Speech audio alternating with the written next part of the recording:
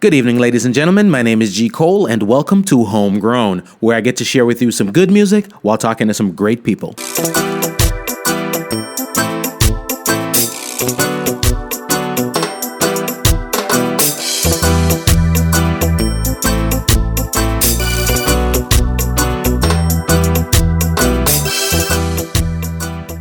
Hello world, I hope you're feeling as good as I am. I want to big up all my homegrown listeners out there and welcome all the new listeners. If you haven't yet subscribed, please do so we can keep you updated when new material is available. We will be posting new episodes bi-weekly. Want to thank everyone who has been listening and sharing. Please leave us a comment. We'd love to hear from you. Please check out the website homegrownwithgcole.com to listen and for all things homegrown. The podcast is now available on iTunes, Google Play, Stitcher, TuneIn, Spotify, iHeartRadio, and all your podcast platforms. We're also very interactive. Please follow us on Twitter, Instagram, and Facebook at MyGCole. The video of this interview is available on YouTube. Please subscribe to the YouTube channel. It is Homegrown with G. Cole. This is episode 53. Our special guest today, legendary vocalist Mr. Winston Francis. And today's episode is brought to you courtesy of Aqua Gem Records' latest releases, I'll Be Around by Mr. Winston Francis and The Cobra Man Bounds by Dwight Pinkney. Are you ready? Whenever you call me, I'll be there.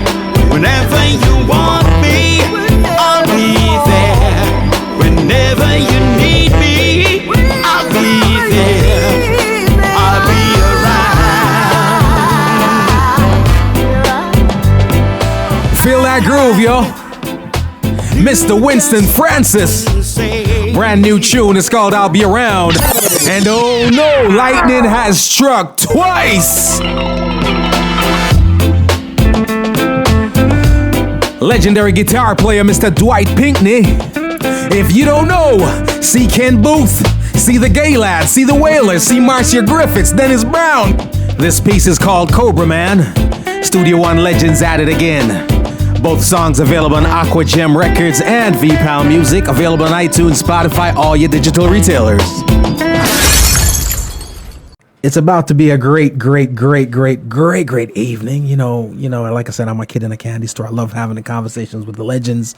I learn so much. I have a blast. You know, it's just a ton of fun. All right. Again, share the link, share the info. We got a lot coming your way. Today we're talking with another one of the legendary vocalists, who's worked with all the greats and have in fact blessed us with his own great catalog. And I want to welcome to Homegrown with G. Cole, Mr. Winston Francis. Thank you so much, man. The pleasure is mine. The pleasure is mine. The pleasure is mine. Thank you so much. So nice to be here with you. It's a joy, and of course, like I mentioned, you've got a lovely catalog. So we're gonna talk music, right on, legacy.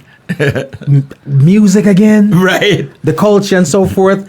And what I want to do right now is actually, before we even get into that, I'm going to drop one of your songs for the masses, just so we can warm them up. Okay, get them in the mix, get them ready for the vibe. Right on, ladies and gentlemen. This one is called I Call It Love. I look at you, you look at me. You tell me you ain't feeling butterfly. It's obvious, there's some chemistry. I know it feels so right. Girl, I wanted so long to know. Now you're telling me you gotta let it go. Tell me I have to start all over again. I never thought this day would come. This is something that I wanted in my life. I realized that you're the one. You're telling me it's time to say goodbye. What's in my heart ain't gonna change, so it shouldn't be so easy to walk away. I feel it, let's not pretend. Baby, I know what love comes from the compilation Massive R&B Hits in Reggae. I just know what I'm feeling, and it's all because of you. Don't tell me I don't know, I want the truth. Cause they call it, we call it, you call it, I call it love. It's so clear for you to see. Don't let nobody tell you what to do. Why they can't just let us be happy? No. If you know what's really in your heart, then don't let them tear us apart. No. I know that love. I don't make me a fool. I just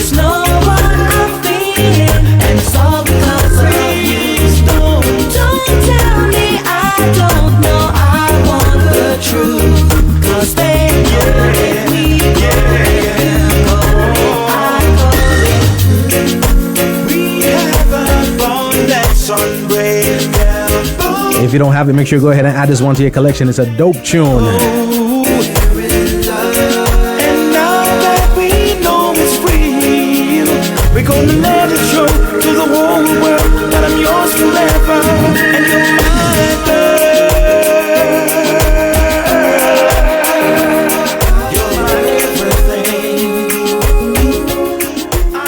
Winston, I like that tune. I like that tune there. Thank you so much, man. Thank you so much. Tune there. And funny enough, it was produced by my son.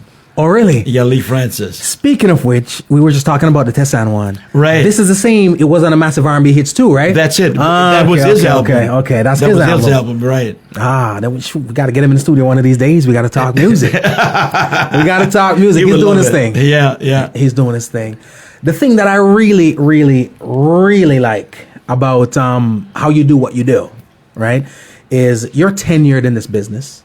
I love it that, you know, when I listen to your earlier work, the Studio One classics and all those things, they have that classic vintage reggae sound, unbashed, unmistakable.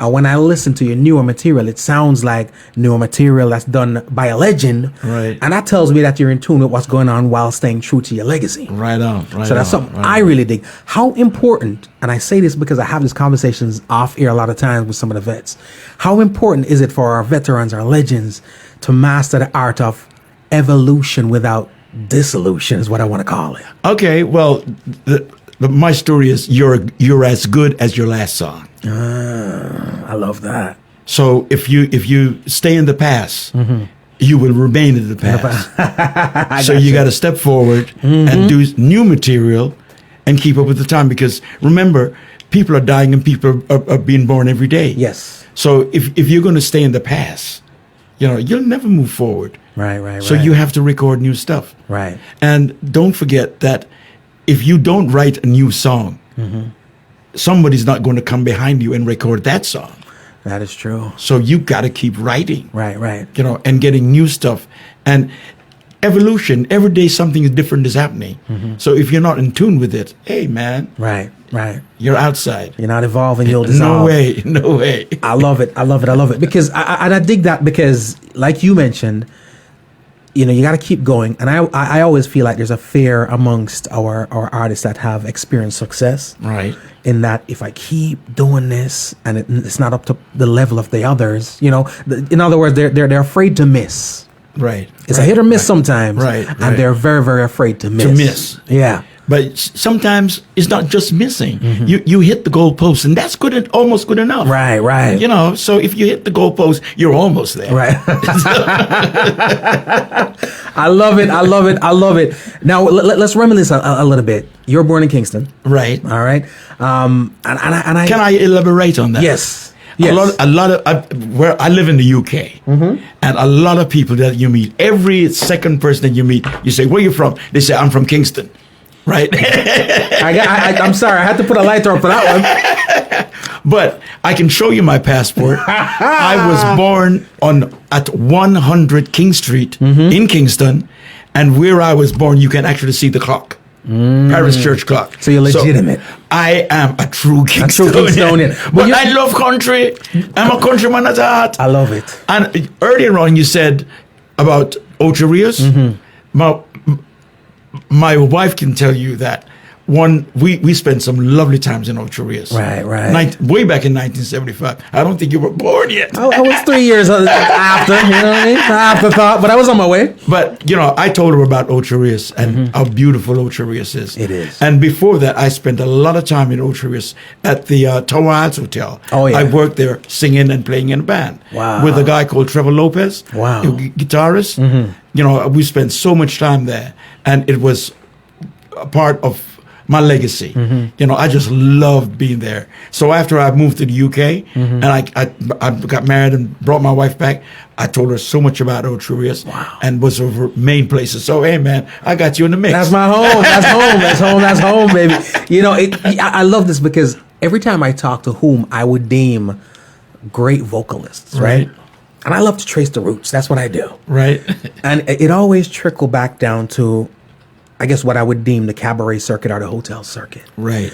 Traveling from the hotels on the North Coast, down in the grill or so Right, forth, you know, Tower right. Owls, San Susie, Mallard's Beach, Yes, all those yes, places. yes, It yes. seems like, you know, when I talk to Third World, AJ Brown, Richie Stevens, AJ Brown, man, what a singer, man. he was here the other day. You're kidding me, Yeah, man. yeah, yeah. Tell him, please. I need his last record, the cover that he done for Luther. Oh, okay. Is that what he performed? No, he didn't. He performed here. Man, But- man. I love the dude so bad. Oh, man. he's got And pipes. I played this record for my son, and my son, I gotta produce him. Oh, yeah. AJ's Awesome doing his thing. singer, man. Doing his thing. Happy belated birthday, by the way. He just had a birthday celebration this past Saturday. Happy birthday, AJ. Bless you, my man. Bless you, man. You are so right though when you say 99. I sometimes when you talk to Jamaicans that don't live in Jamaica anymore, Yeah. you would swear there's like 3 people that live outside of Kingston, right? Everybody else, Everybody's born in is from Kingston, Kingston. right? Yeah. And if you talk to them long enough, you're like, we're in Kingston, Maypen. Kingston, nonetheless. But it is what it is. Yeah, man. You can't fight him. What you gonna do? What you gonna do? Now I've got the picture from most of the legends I sit down and talk to about the 70s in Jamaica, the 80s. I can even vouch some of that myself because I was a part of that. Right. And you know, the 90s and stuff like that. You know, talk to me a little bit about, because I don't ever get to hear the stories about the 50s, the 60s, when the climate was a little different. To me, it was the creative climate, when the nation was kind of finding its identity versus later on when it was political upheavals and all those things. Well, what was life like growing up? I love to talk about it, and I'll tell you the reason why I love to talk about it. When I was growing up, it was a love time. Like, if I bought a cigarette, we had 4 Aces, a Cravenet, and if you could afford to buy 1 cigarette, you had to share it with 6 or 10 guys. Wow. Now, it was such a pleasure Yeah. that when you lit the cigarette, and your friend would say, "Give me a draw," Yeah. and I give you a draw from that cigarette, and another guy standing beside you, "Give me a draw now." And by the time it comes back around to you, it's just the butt, right? Right. And the guy who was standing beside you, you say, give me a draw. You say, "You smoke OPB?" And What's you that? say, "What's that?" And he say, "Other people's butt." But you know, but it was such a joy, you know, sharing, you know, and loving, you know. A lot of people ask me, what was it like in the studios? And what about the legend, Delroy Wilson? How did you? I said, he was just another damn guy. Just waiting for his shot. He was just like me. Wow. You know, if you call Delroy and say, "Delroy, you know, come help me sing this song," he'd be ready. Right. And if they call me, I'd be ready. Right. Today, it's completely different. Yeah. If I say to you, G-Cole, come sing some harmony with me, you say, "Oh, you got to sign this contract with me." It's gonna cost you. Yeah. And I ain't even that good. But that's a whole At that different- time, man, at that time, everybody was everybody's buddy and friend. Yeah. You know, if you had a bicycle, right? And I used to live in Wallen Park, right? And if I had a bicycle and I was riding through Trenchtown, going through Maxwell Avenue, going to Walton Park Road, I had to have 3 guys on my bicycle, man. Right. You had to give everybody a lift home. Better get that tour. Yes, you know, and you Love feel it. so good, man, because we're Yeah. all buddies. We leave from Coxsone Studio, go up to Bruce's patty and buy 2 patties. When I come down, I have to broke it in 9 pieces. Wow. Because everybody must get. Yeah, everybody forget the teeth. Yes. And you do it wholeheartedly and willingly. Hey, man. It's the norm. You know, That's a different time though, like you said. it that don't was a happen love now, time. man. It don't happen now. Brotherly love. You know, Yeah. when there was a stage show, everybody was packed up backstage, man. All the artists is backed up backstage. And if you had one spliff, everybody had a draw. Everybody get that draw. Everybody have a draw, Man. right? Today, I do shows all over the world, right? And everybody's got their separate dressing room with your name on it. Wow. You know? And I'm saying, what kind of bull is this? You know, you read. They went Hollywood on you. You know, you read the flyer and you say, G. Cole, this Gregory Isaac, you know, AJ Brown, this and that. And I said, oh man, AJ Brown gonna be on the show. It's great. I'm gonna see him. You never see him because he's locked up in his dressing room with his people. Yeah. Yeah. It's a different. Yeah, that synergy's not there anymore. It's a load of crap. I want to see my fellow artists, man. I dig it. I want to hang with them. Yeah. I want to share something with them. Yeah. Even a glass of milk. But that don't happen no more, man. Nah, not without a contract. You better believe it. Sign this paperwork Yeah, right man. If you want to talk to me, you got to sign a bit of paper. Have your people call my people. Yeah. Don't make eye contact with the No celebrity. way, man. Oh Lord, Crazy. Crazy. We got to get out of that. we definitely got to get out of that. If you can make a change, bro, I'll be so happy, man. Believe me. I'm working on it. I'm working on it. We'll see how it goes, but I'm definitely working on it. That is something that we definitely have to have the legends impart. And I think half of the problem sometimes too is that gap in communication. Yeah. There's nobody passing on. No, nobody's willing to give. Nah. And then sometimes we'll say, well, they're not willing to listen, but try talking first and see if they will. Of course, You know what I mean? You gotta open some kind of dialogue before you know where we're going. Gotcha. Ladies and gentlemen, chopping it up right here with the legend, Mr. Winston Francis. I'm going to get him something else. Okay. You know what I mean? Get him a little familiar, warm him up. Ladies and gentlemen, this one is called I Shall Be Released. Keep it moving, keep it grooving. It is Homegrown.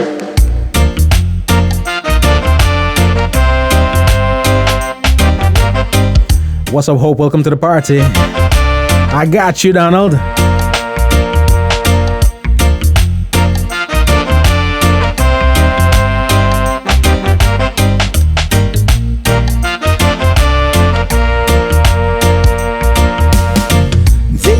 Everything can be replaced. They say every distance is so near, but I remember everything of every man who put me here. I see the light come shining from the west down to the east. From the west down to the east. Big tune, big tune. Any day now, anyway now, I shall be released. They say every man needs protection. They say that every man was born. But I swear I see my reflection somewhere so high above the walls. Whoa, whoa, whoa, whoa. I see the light come shining. Whoa, whoa, whoa. From the west down to from the west down. Hop onto your digital platforms and grab this. Any day now, anyway now. The Jetstar release. I shall be released. Yeah. Any day now, anyway now, I shall be released. I love that song. Thank you, man. Nice tune. Nice tune. Thanks. How did you actually get into this music? When did you decide that, you know what, this is what I want to do? Well, in Jamaica, there was no TV. There was hardly any radio. There was a thing we used to have called rediffusion. You wouldn't know about rediffusion. Radio Jamaica Rediffusion. Okay. Now rediffusion was just a little box. Oh, the little one control. Oh, yeah. I heard about that one. That was before me. And when you get this little box in your rediffusion, you never turn it off. You just leave it running. Right. When the station closes down, you're Right. And when it comes back on, this is RJR, Radio Jamaica, rediffusion, and it plays until it's again. Okay. So there was no form of entertainment. Right. unless it was radio, RGR. And there was only one radio station in Jamaica. Right. And that was RGR. Right. Right. JBC came along like maybe 15, 20 years later. Right. So for entertainment, you had a guy who used to put on stage shows. And he had a lot of competitions. Right. And his name was Veer Johns. Right. And he was a great entrepreneur. Right. And putting on these stage shows, he gave us, he had so many different parts of the competition. You had the semifinals, you had semi-semifinals, semi-demi-finals, and he would kill you with semis and demis and Right. until that was stretch you for the whole year. Right. And every time you won, you would get a guinea. £1, 1 shilling. Right. Right? Now, if there were certain guys in Jamaica then, in Kingston then, who were, if you had to come up against them, forget it. Right. Don't you go to the theater and rehearse to sing in the competition because Right. this guy's coming up. You had guys like Jimmy Tucker, Yeah.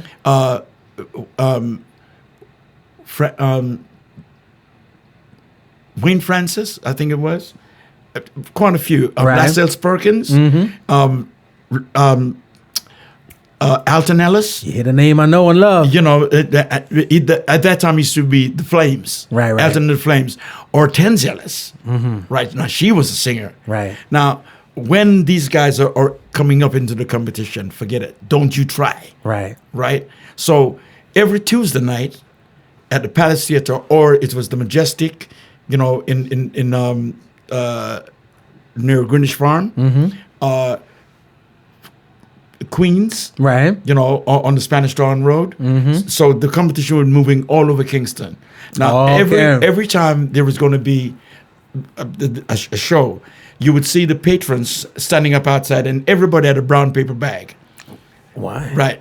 They had rotten tomatoes and rotten eggs. Now, if they didn't like you, man, It was gonna be on. you're going to be smelling sweet that night.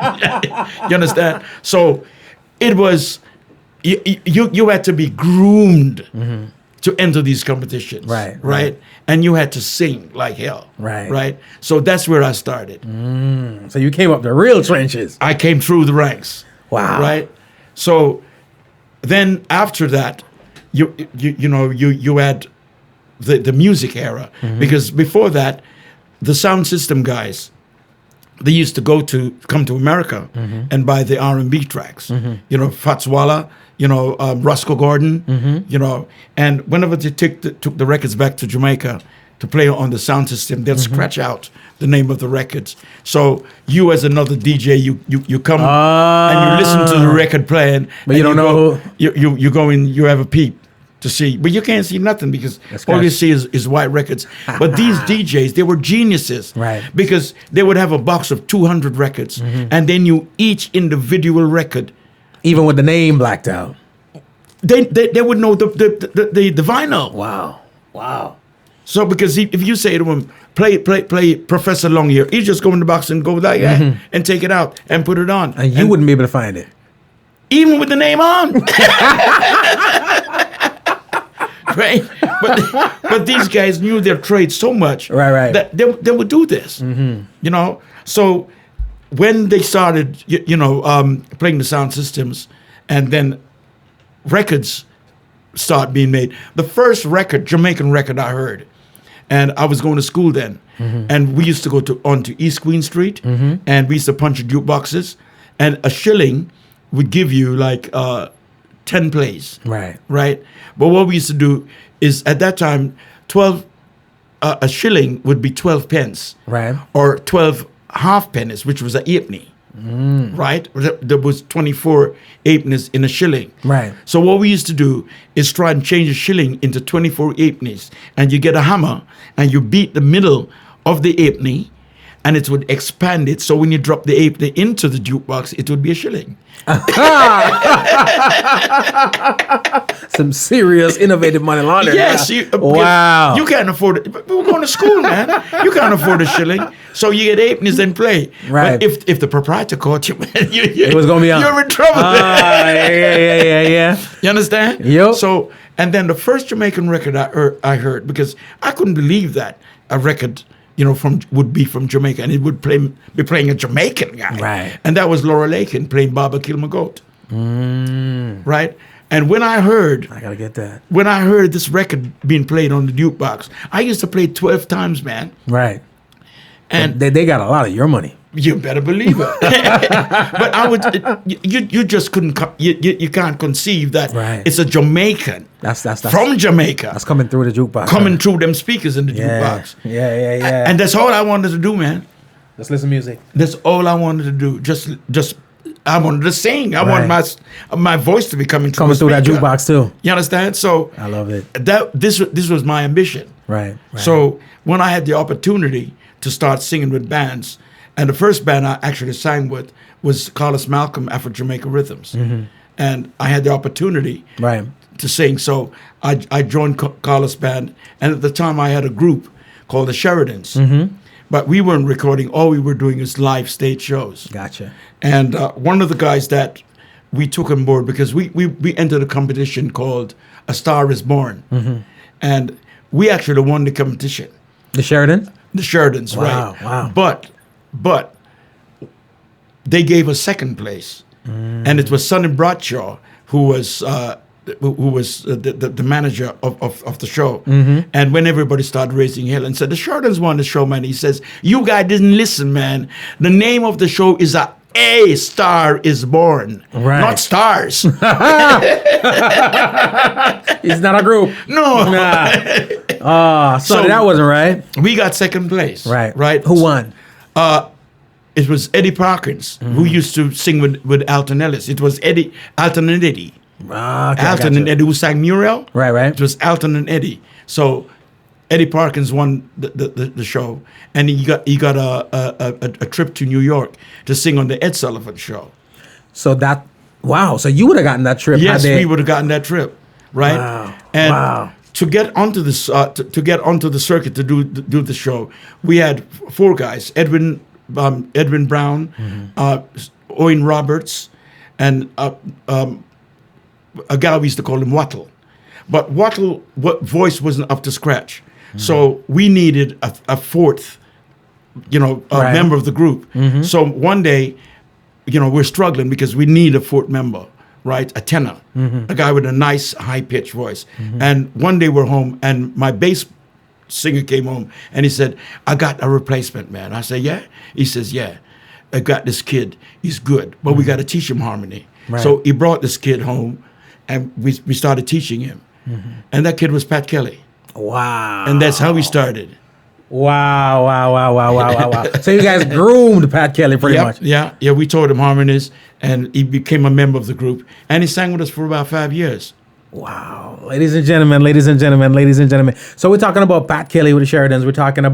Talk to me about that Carlos Malcolm. Well, Carlos Malcolm was a genius. Right. Because at that time in Jamaica, you had bands so many bands springing up, and you had bands like Keshin and the Souvenirs. You had the Scatolites. You had Byron Lee and the Dragoneers. So many different groups. Right. Tomorrow's Children with Ken Lazarus. Right.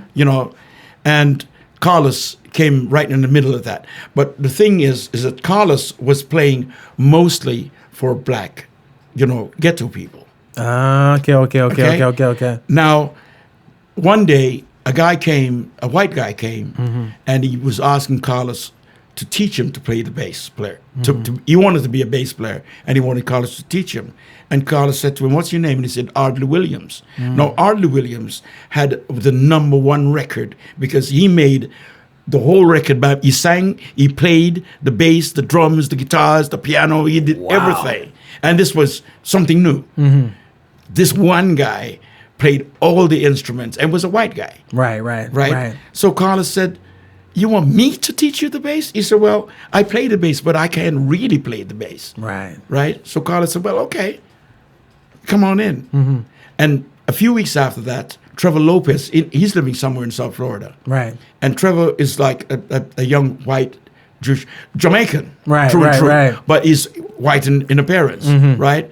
And Carlos said, okay, I'll take you in. And he started playing guitar. Then we had Freddie Campbell, Right. the drummer, who was another Caucasian-looking guy. Right. Right. So the band, Carlos wasn't trying to change the band. Right. But because, It changed. It changed. Right. And I remember we were playing out on the St. Thomas Road one night. And Byron Lee was playing on the next beach from us, right? And somehow the wind changed. Instead of blowing from east to west, it was blowing from east. No, From west to east. it was blowing from west to east. And somehow Byron Lee took a break. And when the breeze turned up and the horns took the music up the beach, Right. about 6 guys drove down and was saying, where's the music coming from? That was Byron Lee and his people. Byron Lee's people. And when they came down and they heard the music, they went back and was telling these guys, you guys won't come and hear this band. And within weeks, we started playing at the Sombrero Club up in Moulins Road. Right. And all the Byron Lee crowd started coming to us, man. Wow. And this So- is St. Thomas, you said, right? yeah. Along the On the coast. same Thomas Road, yeah. Wow. So we were taking people, and then we started getting work down in Montego Bay, right? I think it was the White House Club and the Ocean View Club Right. in Montego Bay. Right. So we started taking all the people, and they were falling all over the place. Wow. So we were making tracks. Right. You know, so we were doing a lot of shows, you know, and playing night. And at that time, man, believe it or not, the early 60s, right? I was getting like 15 pounds a week, Jack. Yeah. When That was other good money back then, though, right? people were getting 7 and 6 pence a week. Doing regular jobs. You're doing regular jobs. Wow. And Winston Francis was earning 50. I dig that. I'm Big loving time, that. boy. It's a big things. We left the house and we're doing big things. Ladies and gentlemen, you hear it. Now, you also dabbled in the R&B arena, or your version of it. Talk to me about the alter ego, Billy Cole. Oh man, I was gonna talk to I was gonna talk to you earlier about G-Cole. Nah, that's my uncle. We're going to Billy now. We're going to talk about Billy. Man, Talking about Billy. this is 1975. Yeah. And I'm in London, and I'm working in a studio called the Workhouse Studios, which sounds like a prison. But we're working in the studios with Manfred Mann's Hurt Band, and Manfred Mann was a big name in the UK, well, big name in Europe, right? And Manfred and I were good friends because I was introduced to him by a friend called Stanley Pemberton. We won't talk about him. No shine, Stan. No shine. But anyway, you know, I was introduced to him. So I started going up to the studio and started getting a feel of the studio and doing some work. And I started writing some songs. So I got hooked up with Dave Barker, Double Barrel, Okay. you know, so, and Bobby Davis, you know, and we started going, I started writing some songs. And I wrote this song called Extra Careful. Right. I can't exactly tell you what inspired me to write the song, but I wrote this song called Extra Careful. Right. And I recorded it, and it turned out to be an R&B track. Right. And the bass line that was on it, I just couldn't live with it. So I got one of the greatest bass players in the world called Philip Chen. He used to, he played with James Brown. Right. You know, he played with everybody. Wow. You know, and he was a Jamaican Chinese, right? But you can't tell him that he's Chinese. As a matter of fact, I'll tell you quickly that one night a guy, this is in Kingston, said to him, "What is Chinese boy I go out with?" Yeah. And he got so mad, man. Wow. He got so mad, He ain't and he Chinese. grabbed this guy and bust a beer bottle for cut off him throat. Really?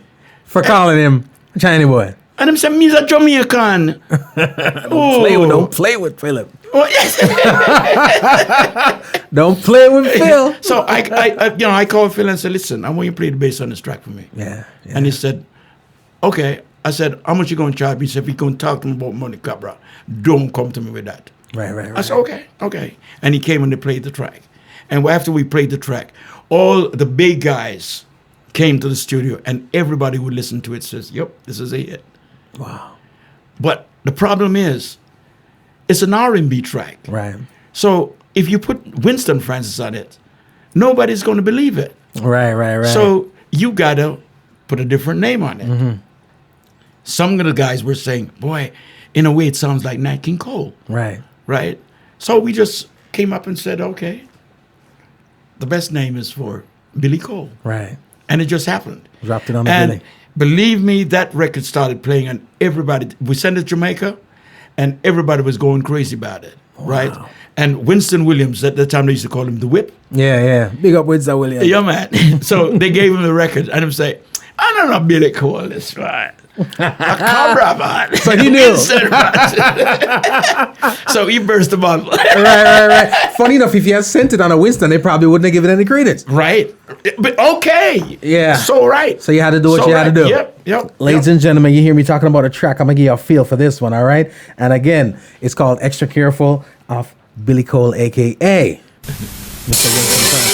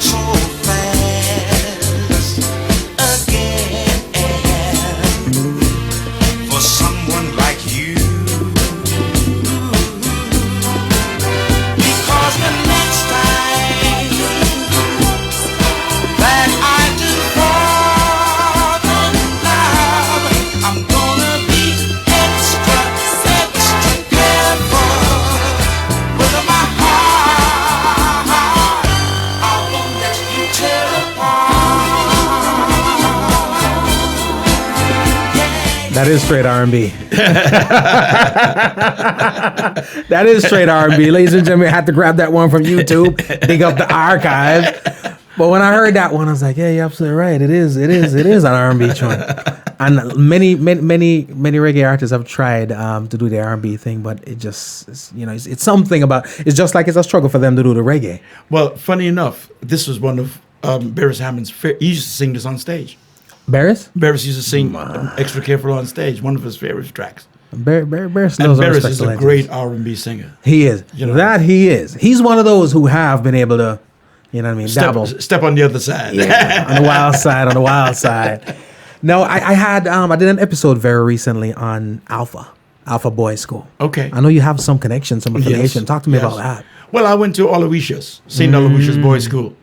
And the affiliation is the Catholic Church. I got you. And most of the sisters who were like Sister Ignatius, who was the famous person that was the innovation of Alpha, right? And the music side of it, she also taught in St. Aloysius School. But I don't call it a school; I call it a university. Wow! Because when I was like 13 years old and I was going to Aloysius, there was a teacher there called Mrs. Sutherland, right? At that time, love was Love. Right? Sex was something else. Right. Nobody talked about sex. Right, just love. But everybody talked about love. Right. Now, my teacher, right, Mrs. Sutherland, taught the kids, and it was the boys' school. She taught them sex. Right? I'm nuns onto something. So it was a university. Right. You learned everything. Every single thing you can think of, life in general. Yeah. Right. Yeah. So the priest that was at Alpha, they were there at St. Aloysius Boys' School and St. Joseph School, and I was talking to a friend of mine in Germany who went to St. Aloysius, a Jamaican guy, right? And we were talking one day, and he said to this other German guy, the greatest school in the world is St. Aloysius. He said, because the greatest professors one of them came out of Aloysius, the greatest criminals in the world. We put everybody out. I got you. We run the bank and we rob the bank. Yeah, bro. I like it. You know, so yeah. So that was my and every I think it was every Tuesday and Thursday evening, we were taken from school and taken to Cathedral on North Street, and the boys from Alpha would be coming down too. So we had intermix. I got you. Right, and we had to do choir practice. We had to learn the Catholic religion. Right, and I remember I used to be an altar boy, and I got thrown out of it because in the Catholic Church there is they spoke in Latin, and they taught us certain prayers in Latin, and you had to beat your chest and say mea culpa, me maximi culpa, right? But being a rebel, I say mea cowboy, mea Mexican cowboy. And Father heard and came and grabbed me in the head, man. So he gotta go. He gotta go. He threw me out. Yeah, he gotta go. He's problems. Threw me out. It's amazing as you talk about all the names and stuff that you mentioned came up when I was having that conversation about Alpha. Really? You know, saying the nurses, and I was telling Joshua when he was here, he's the manager of the Alpha Schoolboys radio station. Right. It's like those nuns, Joshua's man. a Caucasian. Yeah. Joshua Chamberlain. Yeah, I was the one who introduced him. Yeah? Yeah, to Alpha. Oh, wow. Yeah. I should have told him that you're going to be around. Oh, man. Yeah, he gave me the whole rundown, and I'm telling him, I'm like, yo, these nurses, if you think about it, these nurses are way instrumental in dancehall culture. He's telling me the nurses had a sound. Of course. Ladies and gentlemen, check that out. It's on the timeline. You can go see that conversation. But Alpha, instrumental, and in so many different ways outside of even music. You're from that era, like I mentioned, of a lot of musical talent. But you're also from that era where a lot of the musical talent had formal training. Right. That reflects in your work. Right. People don't realize when it comes to singers, you have natural talent. Of course. And you have to have that to start with. You have to have that from the get-go. Right. And then you have trained singers. Right. And you can tell the difference. Right. You know what I mean? Right. Some people get the training in the church, some people get it in the school, but it's almost like you can sing sheet music. Yeah. Right? Yeah. Now, and that's something that can translate. You can go on to music schools and stuff like that. You attended music school right here in Miami, right? Yes. Talk to me a little bit about that experience. Well, I was talking about working on board ship. And I when I left Carlos Malcolm, I went to Nassau because we were actually playing in Nassau and Freeport, Grand Bahama. And when some of the guys decided, well, all the guys, were buying some fancy clothes, some big collars and, some fancy shoes. And you can't just have all this beautiful gear and just have it in the Bahamas. You got to take it to Jamaica. You know what I'm saying? So a lot of the guys started saying, Carlos, we were back in a week, man. And everybody started drifting. Right. Because they got to go show off their gear. Right. So I boarded a ship. The same guy I was talking to you about, Zim Green. Right. That we were looking for 35 years. We found him last night. Yeah. So Zim said, you going to Jamaica? I said, yeah, man, I'm going to pack my bag. I'm going to Jamaica. And he says, where's your passport? And I said, yeah. And he grabbed it and he ran aboard the ship because he was working aboard the ship. And he said, from the gang, I'll see you next week. Hang about. And he took your passport? Yep. So I had to hang in Nassau until he came back. Zim, next week. Right? Anyway, when he came back, he got me a job on another ship called the MV Neely. Right. And while I'm working on this ship, some people came on board, heard me singing, fell in love with my voice. And this guy called Bernard Bartlett, he was living in Hialeah. He said, you got to come and be trained properly because I know you can do well. Right. So he introduced me to a guy in Coral Gables called Chuck Bird. And this guy was a wizard. Yeah. Great guy. Yeah. And today I was asking my nephew if I have some photographs in Jamaica, and I said one of the photographs I would like to find, that I know is in Jamaica, is a photograph that I took at the Fontainebleau Hotel. I was working there that night with the Jackie Gleason Orchestra. Right. And in the audience was Spiral Agnew. And at that time, he was the Secretary of State. Right. And after my show, well, the reason why I did the show that night is Buddy Greco was the star of the show, Right. but he had laryngitis. And it's out on Blue? Yes, this is at Fontainebleau. Okay. So they needed a replacement, right? So some guy, called Bernard and told him about it. Bernard called Chuck, and Chuck said to the guys, I got the perfect replacement. Right. And he said, yeah, who is he? And he said, I got a young kid called Winston Francis. Right. And they said, where's he from? He says, he's from Jamaica. They said, oh, no, we're talking about replacing Buddy Greco, man. Yeah, what, and a Jamaican kid? He said, let him do a rehearsal with you. Right. So they took me over to the beach, Right. did a rehearsal, and I was ready, man. I was ready. So after we did 4 songs, Jackie said, cut, Right. get ready, 8 o'clock, you're on stage. Wow. To the Taylors. So you were actually there singing for the legendary Jackie Gleason? Yeah. It was his band. It was Jackie's band. It was Jackie's band? Yeah, Jackie Wow. Gleason orchestra. Wow. So straight to the Taylors. Cut. My bow tie is this big, man.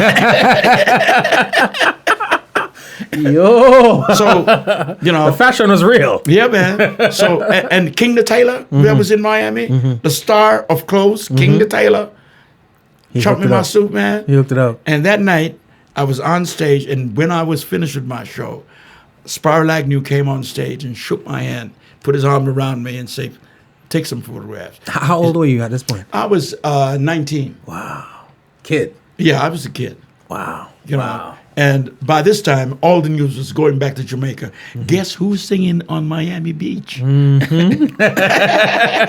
that time, singing on Miami Beach. Hey, man. Past that 15 pounds, right? Yeah.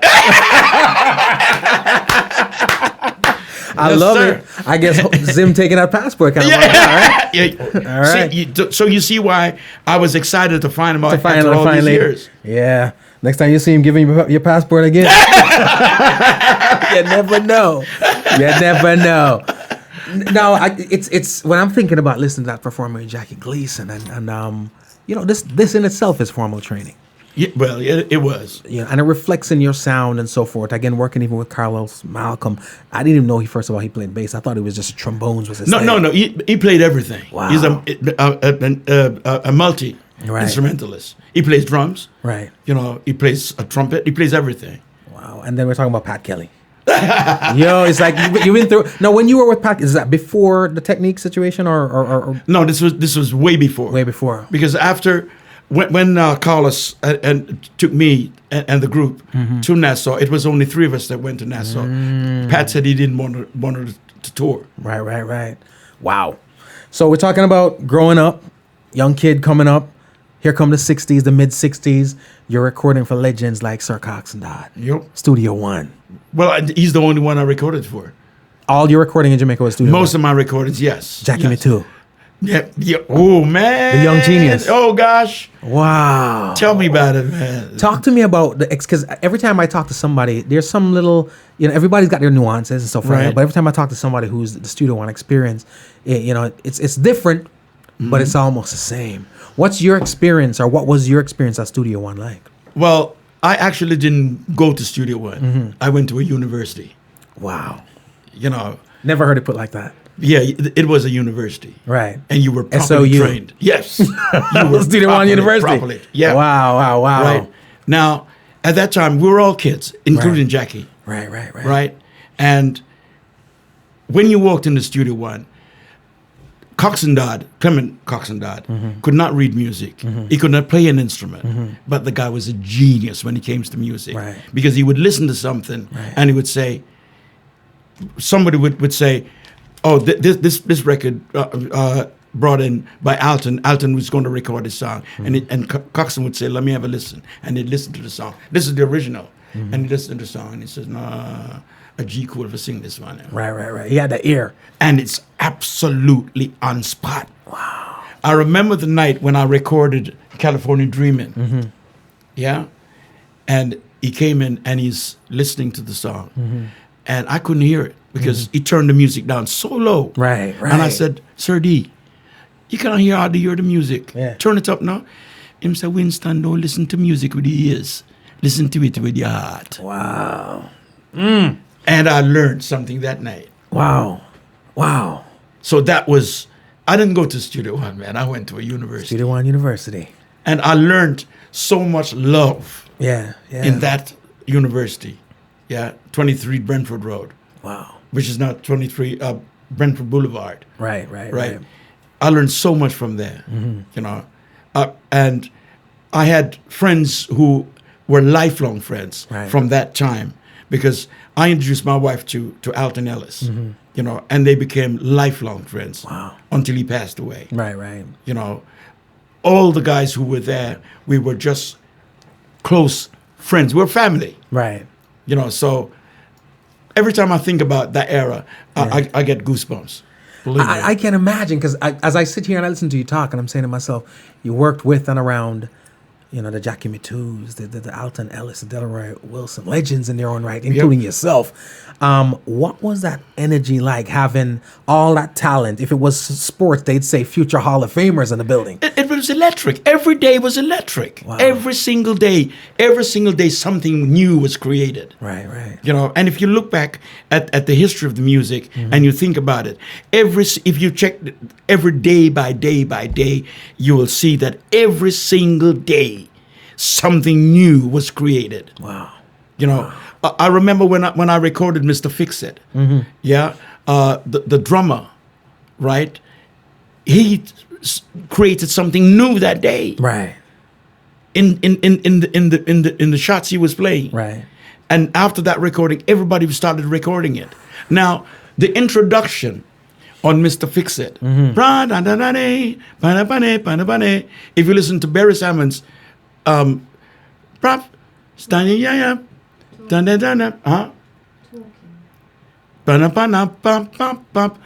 that's Mr. Fix-It. That's Mr. Fix-It. And you have about at least 50 tracks that have got the same samples off of that. introduction. Yeah. The same introduction. Now, that day, right? I can't remember exactly the date it was, but if you go back and check it out, that day something new was created. Right. Like know, you said, Studio One University. Every single day something new was created in Studio One. Wow. Right.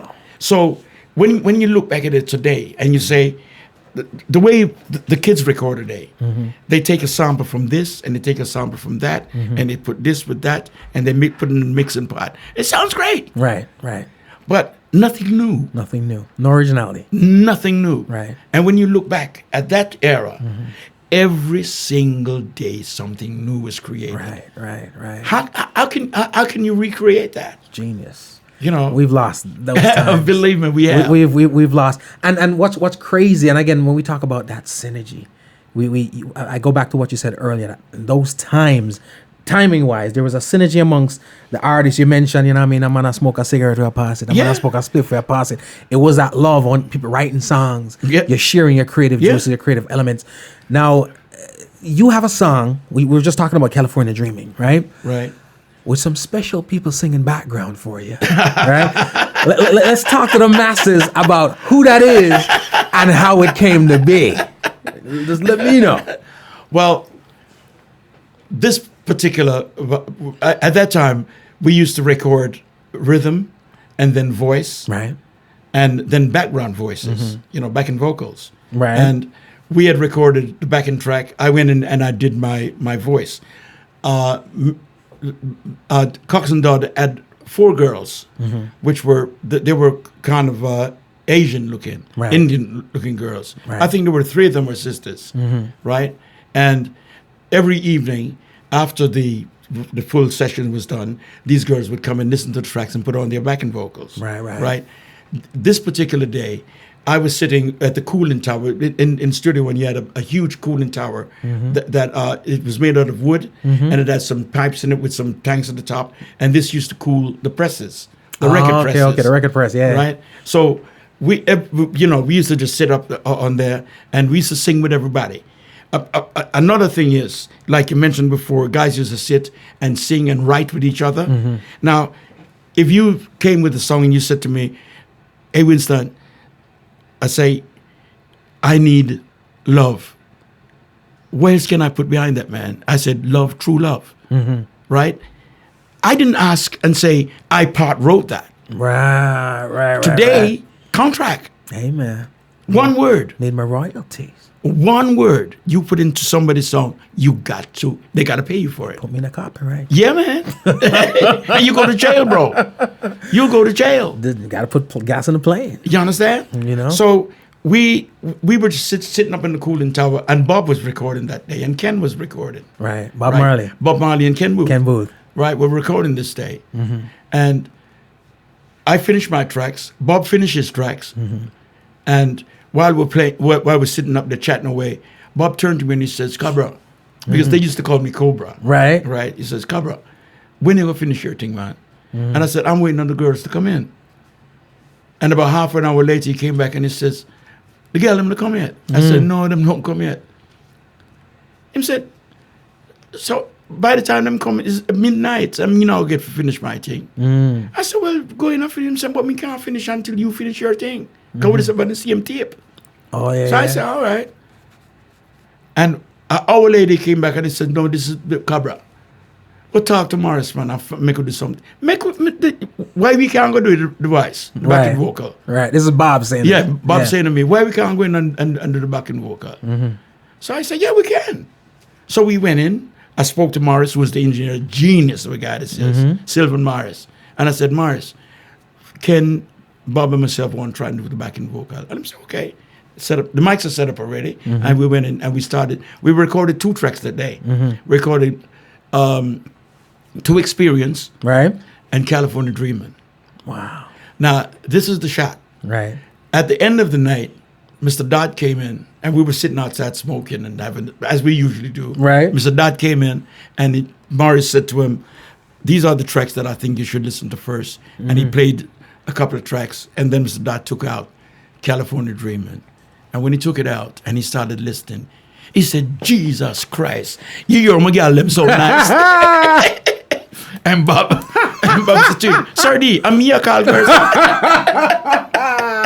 And I said, no, Robert, man. No, man. So he had no idea. No idea. That it wasn't the ladies, because you guys were singing them falsetto. Yeah, we were singing falsettos.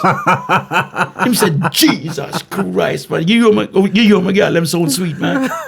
And Bob get mad. I said, Sir D, I'm here, call girls. Him said, no. I'm talking about one girl. Him said, I'm young, I'm camera do it, you know. So him said, Morris, who was singing do backing vocals? And him said, no, you, them there. Wow. I said, what? Wow. Him said, Winston. And you are not a tenor, you're not a soprano, you know? Yeah. So you had to adjust some vocals for go up there, so. Yes. And keep it in key. Yes. And then when he listened to Experience, him said, Jesus Christ. They're going to tear down the world, you know. Studio One University. Believe me, man. Ladies and gentlemen. Believe me. Leroy, big up himself. Mixer Fix It is the original, for real. And you hear us talking about these songs right about now. I don't want to be selfish. I want to be stingy. I'm going to share with them right about now. Sure. This tune right here. Ladies and gentlemen, this one's called California Dreamin'. Keep it moving, keep it grooving. It is Homegrown.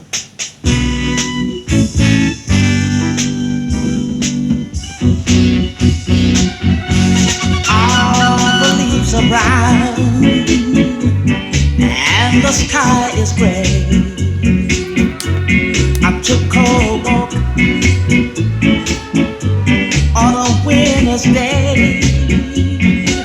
As I said before, if I was in LA,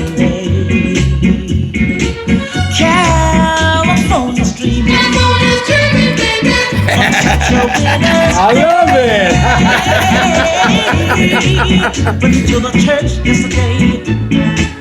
California, ladies and gentlemen, I'm sorry, California Dreaming, featuring Bob and Ken Booth. And I begin to pray. No, the preacher is a call, 'cause he knows I'm gonna stay. He knows I'm gonna stay. I told him so. California's dreaming. I dig it. Blessings, Frida. Thanks for joining us. Oh, somebody help me loud. I wanna go so bad, yeah. Ooh, all the leaves are brown, yeah, and the skies are gray. I took a walk on a winter's day, as I said before, if I was in LA. It's a big tune. It's a big tune. It's like, you know, when I'm listening to it right now, I'm like, yo, you need to probably check out one of them James Bond movies and see if somebody owes you some money, because it almost sounds like the intro to one of those James Bond movies. I'm trying to remember. I'm like, which James Bond movie is this? But I love it. I love it. I love it. Thanks, I love man. it. Thanks. Wow. And that's, again, I love having these conversations because you never know. You never know. You never know. Bob's over there singing that kind of stuff. Amazing. Amazing. Amazing. Amazing. Now, I talk a lot about the business Right. of music on the show. Got a lot of upcoming musicians, producers, and so forth, instrumentalists that watch the show. Mr. Fix It, Right, sir. that one we're talking about, covered by some greats, John Holt, Freddie McGregor, and a couple other people. But it was not until UB40 Right. covered that one that you first saw some publishing royalties and so forth. Talk to me a bit about that. Well, until now, you have to go back Right. to square one. Right. The reason why we as kids were recording was for one reason: girls. That hasn't changed. You know, just girls. I got you. Forget because- about everything else. That's it. That girl doesn't need to hear me sing. You understand? Because love it. on a Saturday night when you go to a party or a dance, right? You're standing there, you're waiting, and you're summing up the terrain. The nicest girl that comes in a party, you got your eyes on her, right? And when your song play, you go over and you says, "Could I dance with you, babe?" Right. And she might said, "So me sing that song there now." Yeah. I said, "Are you sing that?" Then come All of a on. sudden things done changed. Things you done in there? changed. You know you in there, right? So bad looking after. So that is the only reason why we're recording, Right. I mean, we were kids, and most of us were under parents' jurisdiction, right? So your parents are sending you to school, they're paying your welfare, they're doing everything, Right. So there's no need for you to worry about money, Right. right? But 10 years later, things change. You start getting girls pregnant. Now you need the money. You need some money, right? So that's when everybody started complaining. Oh, you're not gonna pay the woman. Yeah. Because you need the money now, bro. You understand? But before that, like for 10, 15 years, Just funny games. Yeah, man. Girls. So Wow. I never received one single penny for recording Mr. Fix It. Right. Never received a royalty check. Right. Didn't know that existed.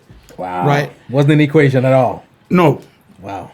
Until, I'm in the UK, and then I start learning about, royalties. Right. And publishing, which was, I never heard that word. Right. Right. Right. And anything that anyone brought to you and say, we're going to give you a contract, so sign this. You sign it. You don't read nothing. Yeah. Right? Somebody knew it just wasn't you. Yeah. Until I found out a word called in perpetuity. Right. And my lawyer said to me, any contract that you're going to be signing, just don't read the contract. Just scan it and look for in perpetuity. Right. You know what it means? I said, no, sir. He says, it means forever. Oh, God. So when you sign a contract in perpetuity, you're signing it forever. Right. So you're done. Right. Right? Unless you get big Life. money. Yeah. Wow. Right. So I learned that. Right. So I like to pass that on to all the young kids. If In perpetuity. In perpetuity. In perpetuity. Yeah. Come like one of them pregnant girls at child support. you In don't perpetuity. know. My bad. So anytime you're going to sign a contract, Right. make sure that that word is not involved. Right. And you're sweet. Right. Anyway, I'm doing a tour in the States, 1997, and my wife called me. She said, "Oh, hon, UB40." I says, "Yeah." What are you talking about? The UB40? You understand? Yeah. And she said, well, they called, their manager called, Carol Briney, and she's asking if the guys can record Mr. Fix It. And I got so mad, man. I'm doing backflips. I'm saying, what? This is my dream come. Yeah. Right. Of course. Yeah. So the next day she called me back. She said, love, they sent a courier over and with an album. They recorded the track already. And I said, what? So that question was a formality. Yeah. I said, Okay. play. Do you want me to play it on the phone? I said, yeah. And I can't hear what is being played because Right. my adrenaline is flowing so big and so fast. Right. That I'm so pumped up, man. You before they recorded my song. Wow. And believe it or not, Jay, this is the first time I'm going to know what royalties are. Right. Because I'm living in projects there. Right. Right. And every now and then my wife would say to me, I just wish one day we can make some money, we can buy a house. Mm-hmm. And I'm saying, don't worry, one day it's going to happen. Mm-hmm. And suddenly, man, I'm seeing a check. One day coming up. That one day is coming up. And when I received that first check, and I'm looking at it in my hand, it's shaking with that check. I can hardly see what's happening. And I'm thinking, I'm going to buy me a nice BMW. Right. And then I'm shaking it, I'm saying, boy. And my wife comes down and she grabs the check out of me. She said, skip. And she said, this is not bad. Mm-hmm. She said, what are you going to do? I said, I was going to buy a BMW. She says, no, honey, we going to pay down the house with this money. Oh, man. And luckily, you got somebody who got some sense. You understand what I'm saying? Wives will save your life. Oh, man, come on. The right one. Yeah. So when I couldn't believe it, man. Wow. What was that check like? About $30,000. What? So this is my first step. Wow. And Ladies after gentlemen. that, it just kept going. Right. Up Right. and up and up.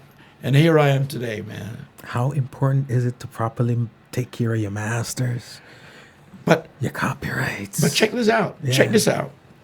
And I hope some of the young musicians will ever listen to this. Mm-hmm.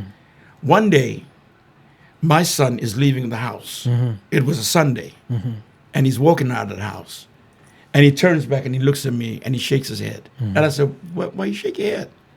And he said, Dad, I feel so sorry for you. I said, what the hell you feel sorry for me for? I gave you a home. Right. You've been through school. Right. You got a big job. You got everything. Well, you sorry for you. He said, no, don't take it that way. He said, I feel sorry for you, Dad, because you've not gotten your worth. Right. You just do. I said, well, I'm doing all right. He said, no, you ain't. Mm-hmm. He said, you know what? You need a manager. He said, from today, I'm your manager. Wow. Your son. Yeah, my son, my eldest son. Right. And he's still my manager. Wow. He's still my producer. Wow. He's still my son. Wow. In that order.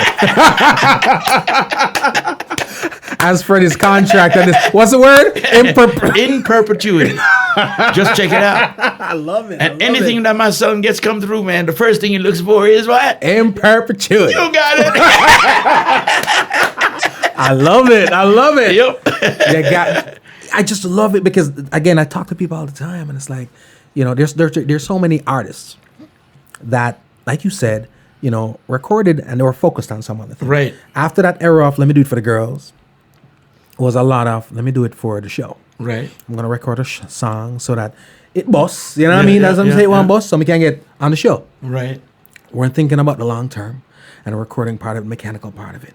So many people now, you see people pass away, you see people going through all kind of struggles. So much problems, man. So much problems. Just because of they didn't get the paperwork right. Didn't get the paperwork right or get the paperwork at all. You see, a lot of people are focused on the royalties from PRS, which is Performing Rights Society. Right. And every time you play my record on the radio, I got to get a few pennies. Right. And that's what everybody's focused on. Mm-hmm. They forget about the big screen, which is publishing. Yes. Right. Now, before you go into the studio to record, go check out the publishing deals first, man, because that's where the money's at. Where the money's at. Mm-hmm. And if you are not focused on the publishing, and this is my son who taught me this. Right. If you're not focused on the publishing, forget it. Don't go into the business. It's a dead end street. Wow.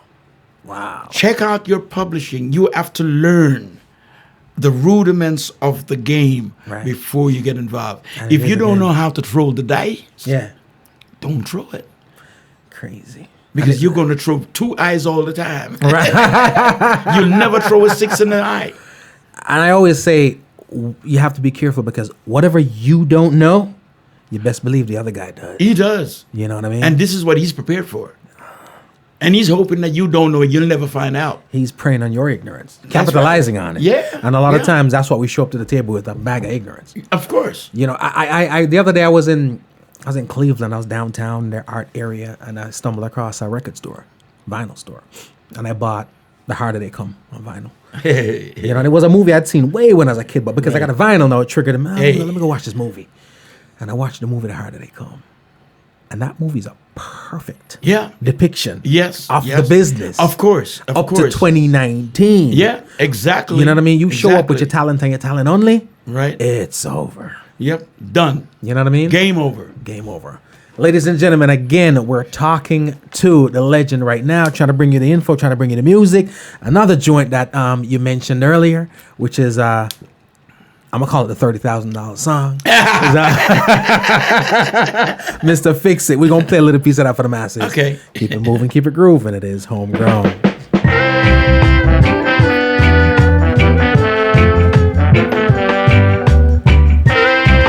Blessings, Joanna Marie. Thanks for joining us. Frida, what up? If you're feeling lonely because you're one and only, boy has found a girl and ran away. Just you reach for your phone, I'll be there at home. My name is Fix It, and I'll be there.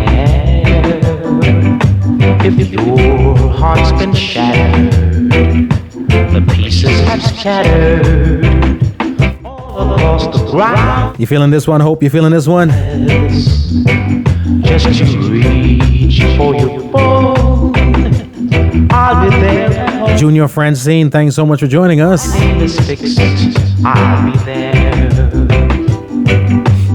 Love is not a bed of roses. Life's not the easy game it seems. If you've been mistreated by your lover, don't worry, come see me. Mr. Sweetland said this one is a monster tune. Your heart's been shattered, the pieces have scattered all across the ground of loneliness. Just you reach for your phone, I'll be there at home. My name is Fix It, I'll be there. Another Studio One classic, another big one. By the way, that song we're talking about earlier, that I was saying sounded like a James Bond. Oh yeah, Goldfinger. Oh yeah. She just mentioned it. She said Goldfinger. So go ahead and check it out. If I'm not the only one that heard it, somebody might owe you some money. I'm just another 30. You know, it's And why not? Why not? Got to put some gas in the plane. You know what I mean? Now, growing up, before you got your start and music became the mainstay for you, who were you looking up to as musically, that is? Everybody. Wow. Everybody. I was looking at Sam Cooke, you know, James Brown, you know, the Drifters, Right. which was one of my mainstay, the Drifters. The Drifters. You know, because of my group. Right. You know, Nat King Cole. Wow. You know, you name it. Right. As long as again, Sam Cooke was, you know, one of my heroes. You know, I used to just sing Sam Cooke. You know, Right. just listen to me every 24/7. Right. Sam Cooke. You know, and my mom loved Sam Cooke. So One of my faves. you know, I was cool. Yeah. You know, I was making noise because if you play anything else, Right. it's noise. Right. You understand? But as long as I was playing Sam Cooke and Nat King Cole, I was cool. You're good to go. Yeah, man. I dig So, you know, I just loved good, clean voices.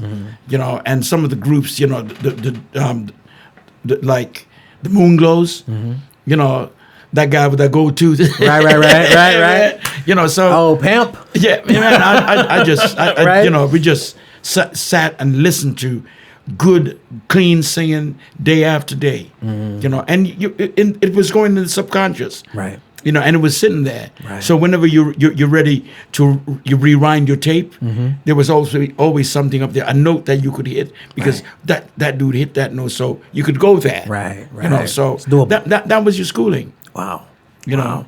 Especially when you're on the island, where most of the music that was played was American top 40 type music anyway. Of course. And you have to remember at that time that, like you said, most of the music was American music, and the radio stations weren't playing anything. Right. That's why I was talking to a friend of mine, an Italian friend of mine, last year. You know, and we were talking about the passing of Winston Meritone Blake. Right. You know, and he was saying, you know, Meritone, you know, brought a lot to the table as far as music is concerned. Right. And I said, he didn't bring a lot to the table. He made the table. Wow. You understand? Because at that time, you know, radio stations weren't playing reggae music. Right. If you want to hear reggae music, you had to go to the turntable. Got to go to the art of dancehall if You and when the understand? dancehall came around. And it was Winston, you know, who brought the Brownings up from Red Hills, you know, to listen to reggae music. Right. You know,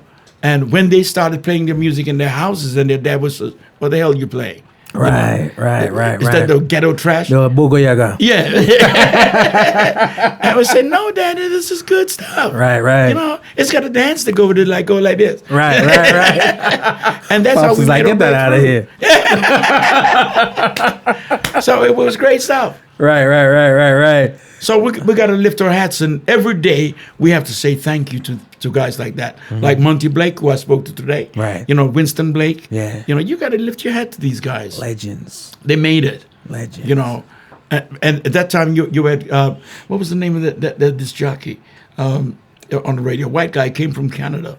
I can't remember. I'm sure somebody out there listening will remember this guy's name. Ladies, refresh Charlie our memories. Babcock. Charlie Babcock. Babcock. Mad. Did you ever hear the one about Charlie Babcock? He had a radio program that he used to wake people up. He used to call people and say, Like call him on the phone? yeah. Oh, no, He used to no. say, this is I thought Charlie it was Babcock. new. This is Radio Archguard. This is Charlie Babcock. Cool Food with a Live Jive.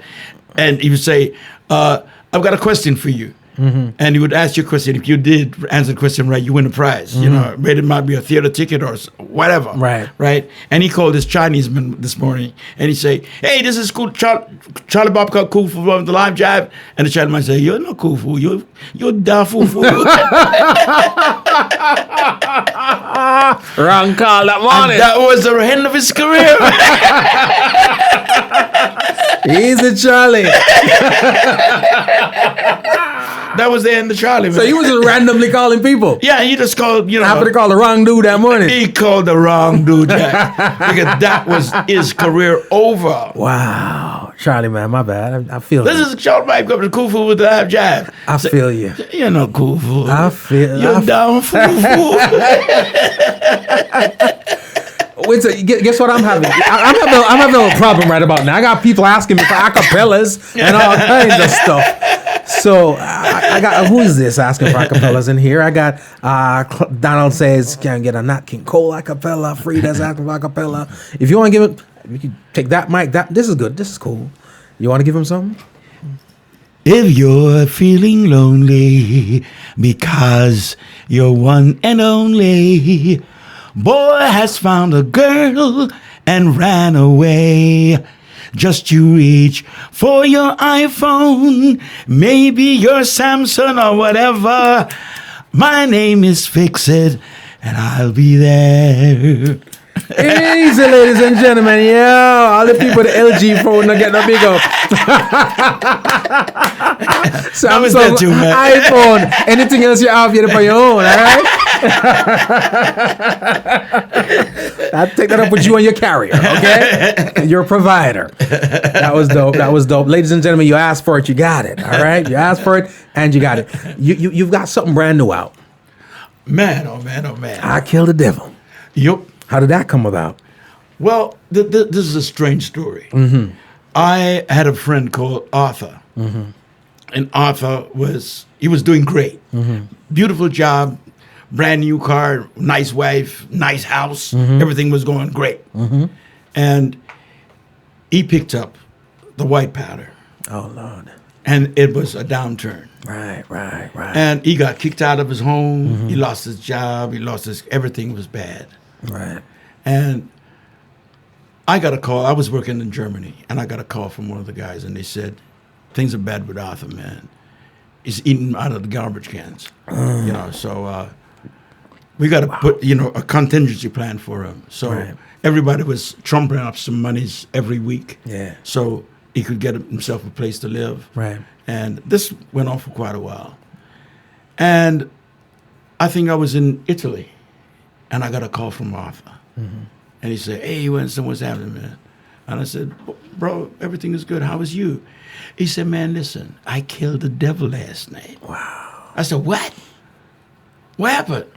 He said, man, I quit. Cool. I quit. Wow. I quit. Wow.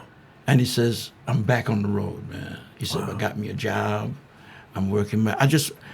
I had to call you, man, and let you know that, Right. you know, God has blessed me. I'm back. And I just want to thank for having friends like you. Wow. So I just sat down and wrote the song, you know, I killed the devil last night. I killed him with a wooden knife because, you know, you always chop up Oh, okay. You Yeah. Wow. because he wanted to take my life, you know. And I just wrote the song, From a personal place. right? And every time I sing it, it has been recorded now by about maybe 6 or maybe 10 people. Right. A Greek. You saw that Greek, the Greek girl singing it. You know, quite a few people have recorded it, and I think it's a song. It's the lyrics of the song. It's what the song meant. Yeah. You know, and I remember I was working in Germany, and a young lady came up to me and she said, Winston, thank you so much. I killed the devil too. Wow. Connects with so many people. You understand? And day and age. every time you think about it, it brings an emotional feeling to me to know that this song that I've recorded, that I wrote and recorded, it has done so much for so many people, you know. And I get messages on Facebook where people saying, after listening to I Killed the Devil, you know, I came back to reality. Wow. And you saved my life. Wow. You know, and when you get things like that, it's a different perspective, you know, and it makes you want to continue your job. Yeah. And that is the reason why I love my job, and I will continue to do my job because I connect with other people. Right. And my connection means at times I can help them. Yeah. And I love it. I love it for that.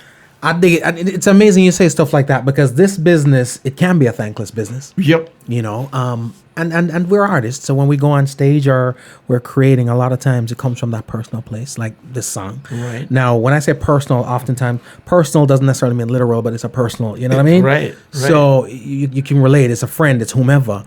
But then when you put the work out and it resonates personally with other people, that's the priceless part. I'm telling you, Off man. the job. I'm telling you. Ladies and gentlemen, I killed the devil last night with a wooden spoon. Let me give you a piece of that one. I wouldn't knife, my bad. I was cooking this evening. All right? So let me give you a piece of this one. Keep it moving, keep it grooving. It is Homegrown.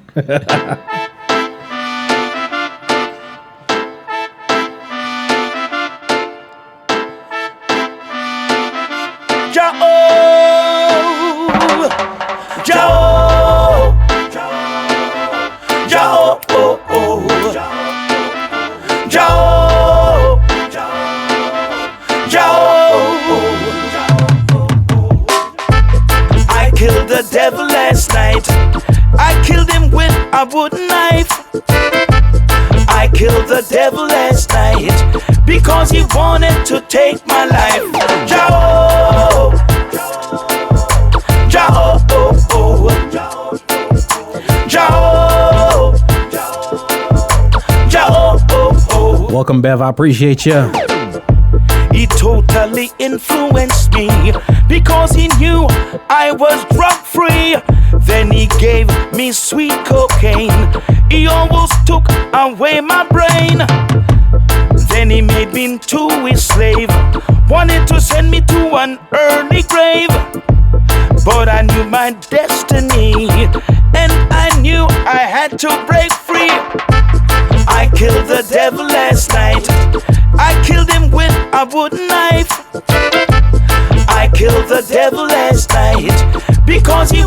wanted to take my life. Jah, Jonah, we got your dinner ready anytime you're ready, all right? It's a big tune. Yes, it is. But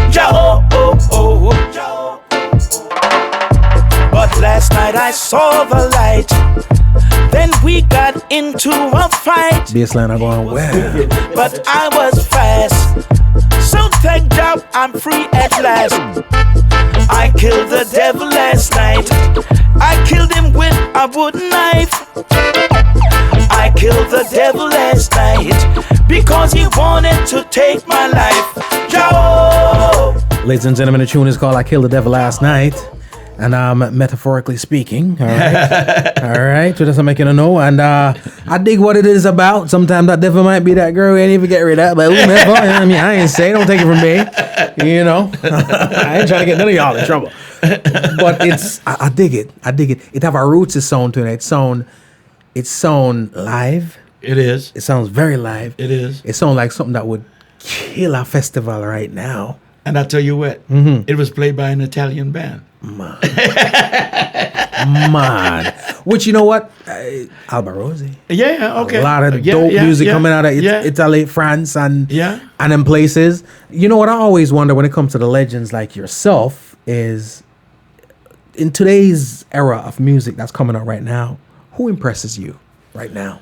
Everybody. Yeah. Everybody. I love. You know, someone gave me a record a few months ago with Eddie Murphy. He had a song called Red Light. Eddie Murphy, Red Light. Yeah. That's a good song. Hey. A lot of people are reggae tune too. Reggae tune. Yeah. You know, I love Snoop Dogg. Yep. Beyonce. Yeah. And I don't know if you heard, whether it's true or not. Right. I don't know if you heard the story about Snoop Dogg changing his name. Snoop Lion. Yeah, Snoop Lion. And you know he got a gospel album now, right? Hey man. I'm just saying. Hey. Ain't nobody too far to come back. Hey man. So you know. Plus it sells. Well, copyright people said Snoop. Get on his gospel joint. You know what I mean? And he's in there, man. So you know, I just as long as it's talent, you know. If you're a good tailor, you cut a good suit, I'm in there. No preferences. No, man. If it's good, it's good. It's good. And that's kind of how I think we have to look at the music in general. That's right. You know, a lot of time we have our little favoritisms and you know, whatever reason you choose to do what you do. But, you know, if it's good. It's got to be there. What more do you ask for? Because I remember, like I said, I didn't know nothing about A.J. Brown. Until a few months ago, someone said, "Have you heard of J. Brown, man?" And I said, "No." They said, "Have a listen to the strike." Right. Dope. And I was blown away, man. And he's now the new lead singer of Third World. Okay. So so he's definitely doing his thing. Ladies and gentlemen, again, share the link. We're wrapping up. We're having a nice conversation here with Mr. Winston Francis. I always ask that because, you know, when it comes to music, I always feel like, you know, there's a conjunction.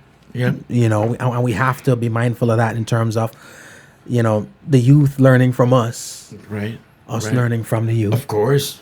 The youth sharing with us. Yeah. Us sharing with the youth. Of course. You know what I mean? Of course. And you, of course, welcome back, Roy. Thank you.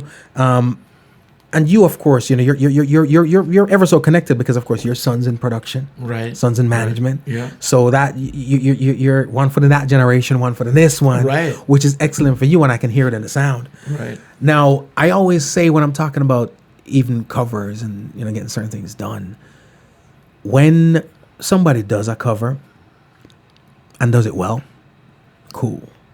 I always feel like when the legends do a cover, it gets smashed out the park. I don't know if it's because you can connect with the real, but there's a song that you just did, right? Yep. I think I had that song. I'll tell you the story of how I got the song. Okay.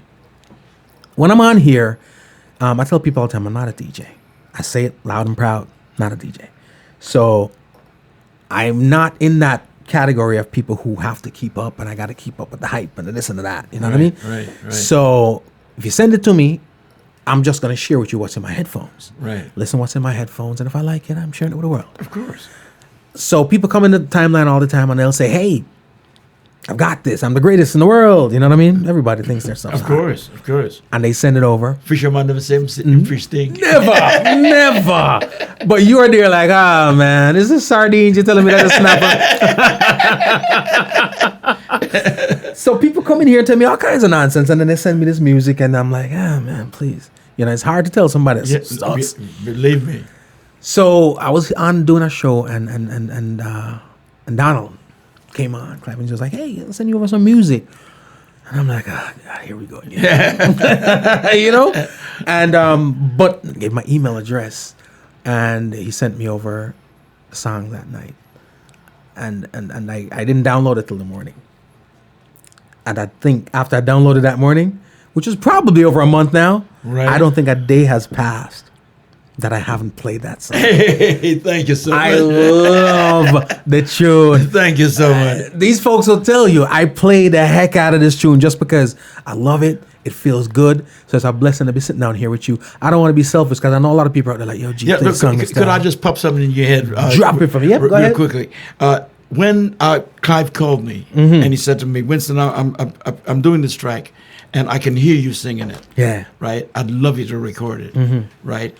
I was actually at my sister's funeral. Oh, wow. Because she passed away a year ago.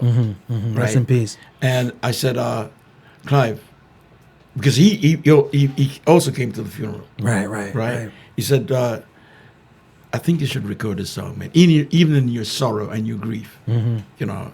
He said, do this as a tribute to your sister. Yeah. And I said, okay.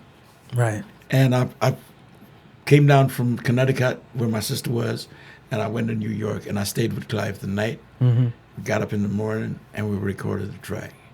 He took me to the airport. Right. And I went home. In and out. That was it. In and out. Done. One take. Wow. One take. That don't happen no more. One take, and that was it. Yeah. And he played it while I was in there. Yeah. And while I was going up the stairs, he played it, and that was it. Wow. He didn't say to me, Winston, come back and do Let's do some this. doubles on this. Some ad-libs on. Yeah. None of that. And he called me back and he says, I've got a girl I'm going to put on the track. And he did, and he didn't like it. Right. He took her off, and he put another girl, and he called me and says, Hopefully she ain't watching. and, he said, I got it. Right, It's right. done. I said, okay.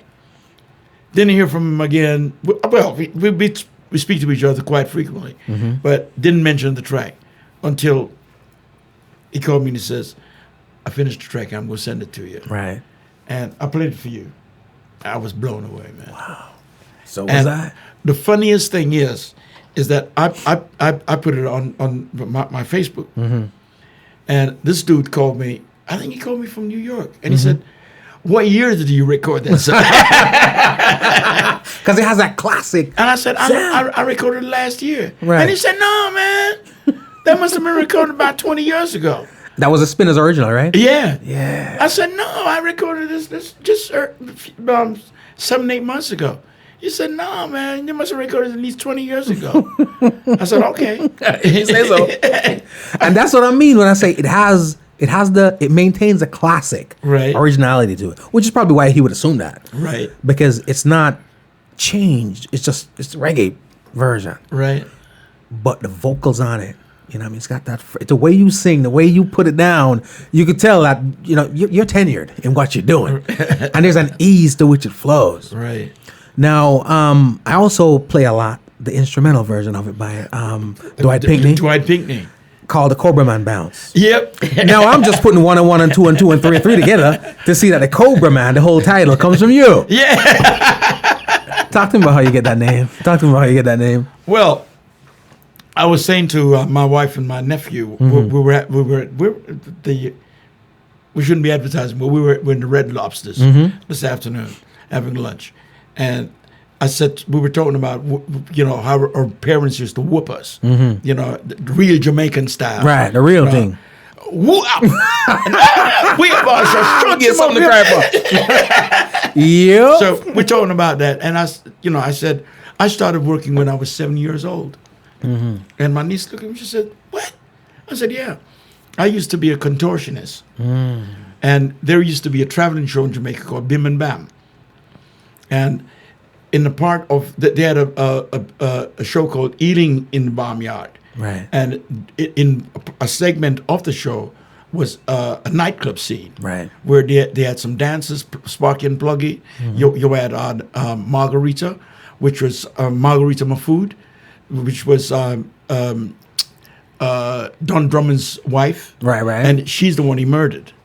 She was a Jewess. Right, she was a Jewish, beautiful, right. really pretty girl. Right. And this part of the show, I came on as the Cobra Boy. And, I did contortions where I'd pull my stomach way to my back. Right. And then I popped it out. I looked like a 9.5-month pregnant woman. I would put my legs over my arms, my hands through, and I walk in my hands like a crab. Right. And I bend so much. I contort my body so much, I look like a snake. So, like a cobra snake. I got so you. They call me the Cobra Boy. So you go into the Cobra Man. Well, and if I'm walking down the street and somebody say, Winston, I say, yeah, I just knew that guy. But if someone say, Cobra! We go back. Yeah! Way back. We got history. I dig it. It makes sense. Now, Dwight Pinkney, do you know him? Dwight Pinkney, the guitar player? Cobra! Legend in his own right. I love it. So I knew him from forever. Yeah. So anytime he calls me, he never say Winston. Yeah. He always say Cobra. Because he was back in the studio one days too. Yeah. Killing them guitars. Yeah, man. Playing with all the legends. So the tracks that has really gone wild. Nobody knows is Dwight Pinkney. He produced some of the best albums with Delroy Wilson. Yeah. But nobody knows. Ken Booth. Nobody knows about this great guy. Yeah. Dwight was forever. Wow. And he's one of the guys who used to be sitting on the Coxsone's famous mango tree whenever those mangoes would be falling. Timing is everything. Yeah, man. He was there. Got to time the mangoes, man. Yeah. Because if you're missing, somebody else has got it. Ladies and gentlemen, you know what song I'm talking about, right? So I'm going to give it to him. This one is called I'll Be Around. And I'll tell you this, the spinners are rolling right about now saying, damn, how come we ain't think of doing it? It is a dope joint. Keep it moving, keep it grooving. It is Homegrown.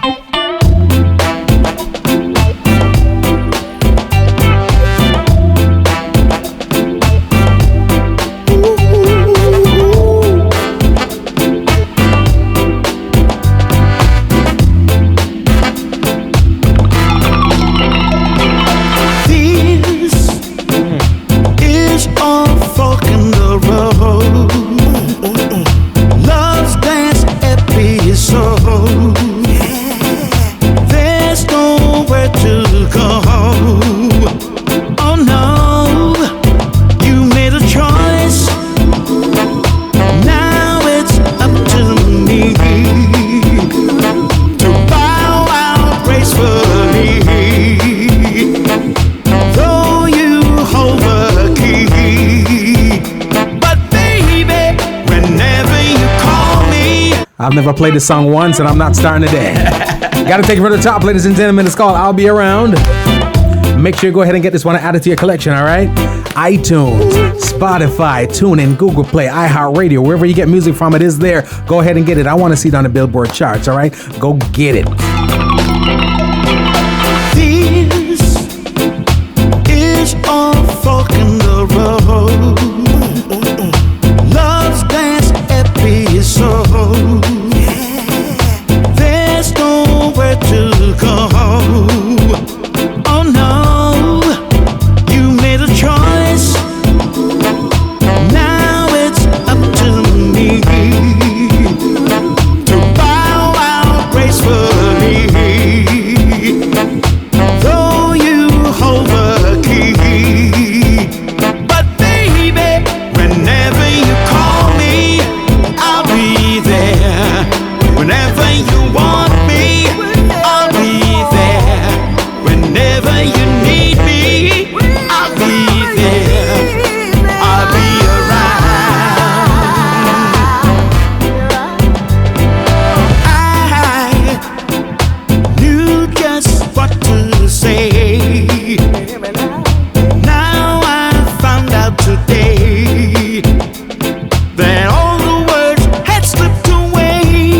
that's a big tune, ain't it? Joanna, you love this one. There's always a chance. A tiny spark will remain. And sparks turn into flames. And love can burn once again. Well, I know you know. Whenever you call me, I'll be there. Whenever you want me, I'll be there. Whenever you need me, I'll be there. Yeah, I'll be around.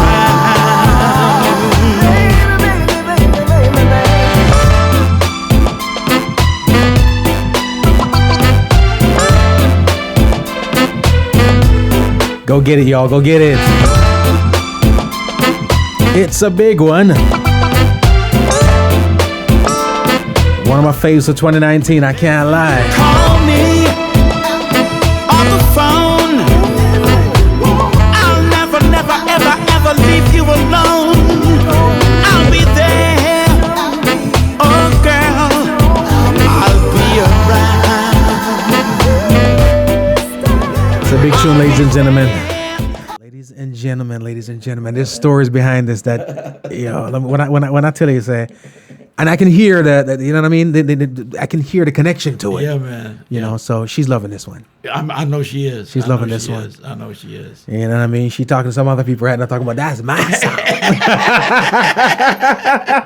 The Angels, that's my song. That's right. I love it. Thanks, man. It's called I'll Be Around, and I'm saying I love it. I dig it. Like I said, I could the last time. My wife was telling me the other day, she's like, because I sing it around the house too. She's like, yo, that song again. There's two songs that I keep singing. That one right there, you know, dope. Big up, Mr. Dwight Pinkney. His instrumental Cobra Bounce. It's heavy, man. Heavy. Love it. I want to thank everybody that's logged on to us right now from near and far, all across the globe. Give thanks for this gift of technology for people logging in everywhere. Yep. Everywhere. What's next? What's on the calendar, on the agenda for Mr. Winston Francis coming up? Well, I wanted to stay a bit longer. We can arrange that. You know, I know that. Thanks, man. But I've got a show back in London at one of the largest venues in London and one of the most prestigious venues in London, called the Royal Albert Hall. And I've got a show there on the 12th of next month. Right. And it's with the Outlook Orchestra, which is a 38-piece orchestra. And you're performing with the orchestra? Yes. Wow. But you can't book a ticket because it's all sold out. Oh, man. Frida, I'm sorry. Frida's in the UK. She's probably like, yo, let me... I'm sorry, Frida. I'm sorry. It was sold out from the time it was announced that the tickets would go on sale within an hour. The tickets were all sold. Wow. Now, is it just you, vocals? No. There's Busy McLean and myself. Biddy, yeah. Yo, you know, long I haven't seen Biddy. Oh, man. So, but it was David Rodigan's show. You know, and, is that an annual event, though, right? Well, we had it last year at the Royal Festival Hall. Gotcha. And the same thing happened. The tickets were sold out within an hour and 15 minutes. Right. You know, so he's having it. And last year was his 40th anniversary in the business. So it looks like it's going to be annually. So we just put this on, and it's going to be on the 12th of, next month. So I have to be back for that show. Right. If not, I would still be here. I would be hanging, because Barry Biggs is a very, very, very close friend of mine. Yeah. He is gone down to Jamaica, and he's coming back on Wednesday, and I'm leaving on Wednesday. And he said to me, Winston, please don't leave, man, until I get back. Man. But I gotta go. I gotta go. And I love South Florida, man. Right. Because my greatest, I was about to say my asset, but he's the love of my life. My brother is here. Right. And I love him sincerely, man. Right. And like I was telling you earlier on, we sat and spoke for 7 hours yesterday. Wow. Just going back. Yeah. And I'm going to do that again today. Right. Because you got to get out of here. We're going to be sitting for hours, maybe 3-4 o'clock in the morning. We'll still be sitting there burning the candle. Not if Zim get a hold of your passport. You know what I'm saying? There you go, right here. You know, I just wish I could have stayed, but you know, I'll be back. You'll be back. You know, Muhammad Ali kept on saying, "I'll be back. I'll be back." And he came back. That sounds so dope to me right now. Winston Francis and Betty McLean Yeah. and an orchestra. Yeah.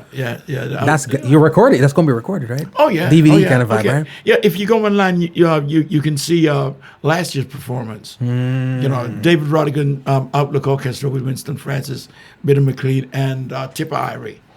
Awesome. You see this? My copy. Yeah. He's sharing it. He's sharing it. Man, but that sounds. I'd fly to London for that. Man, there's so many people. Well, I just came off a cruise, and I was talking to a guy. My wife was playing table tennis, and myself with this guy, and he was asking, "What do you do?" And I told him, and he came back the next day. He said, "The tickets are sold out, man." Oh, he was trying to get tickets. Yeah. Oh, so he's from the UK. No, man. He was gonna fly over. He's from Chicago. And he said, "Hey." So you didn't know they were sold out. The tickets are sold out, man. You know, and he said a lot of people from Jamaica were trying to get tickets. I can imagine. I said, yeah. I can imagine. He said, yeah, and they're mad. I said, Might that's have- good. I have to do 2 shows. Might have to do Okay, yeah, that is possible. that. That is possible. Wow. That is possible. I'm saying I could fly to London for that. I could. Ladies and gentlemen, for all those people who are in London, I would normally say go get your tickets, but I'm going to say it this way. All you people in London, I feel you. I'm sorry. I don't know what to tell you. If you already have your tickets, great. All right? But if people you who have don't- one and you want to give it to G. Cole, hey, yes. yeah. If you promise me you'll give me the ticket, I'll be there. I'll be there. Yeah. or like for the song real. says, I'll be there. around. Okay. So that's what's on the horizon. Talk to the masses. Drop some social media. Where can they find you? You're on Facebook. I'm Facebook, Instagram. Right. You know, and I've got the easiest email if you want to connect with me for music. You know, if you want to hear some of my new stuff, if you want to buy some of my records. If you, I've got an album. Clive would tell everybody called Stand Firm. There was a guy in England. He passed away about 5 years ago, and he said, "This album is the best album I've heard since Bob Marley's Catch a Fire." Wow. What's the name of that album? The album is called Stand Firm. And it's available on iTunes right now? No, Okay. it's only on vinyl. So if you're a collector, I am. it's the only way you can get it. So I can It's get on it in the vinyl. US though, right? No, you'll have to contact me. So I got to go to, hey, I got can 2 always reasons to mail go to it. the UK. Yeah, I can mail it. Because here's what I'm doing. Behind here, I got my turntable, right? Yeah. And once I get this replaced, what we're Your gonna stylus? Yeah. Okay. Yeah. We're gonna be doing a vinyl show Whoa. where we whoa. feature an album a month on vinyl. Well, I'll tell you what. So Just maybe, Clive might have a copy. and on vinyl. Yeah. And if he Clive's not trying to give up his copy. no. He got an extra copy. Well, if he has an extra copy, it's yours. I appreciate it. All right, I know a couple of burglars in New York, so you just send it. But all right, we'll get it. It's easy if you want to buy a copy of the album. Yes. My email, you don't even have to write down my email address. Right. It's me Right. at winstonfrancis.com. Me at winstonfrancis.com. I mean, you couldn't want it easier than It that. doesn't get any. It doesn't.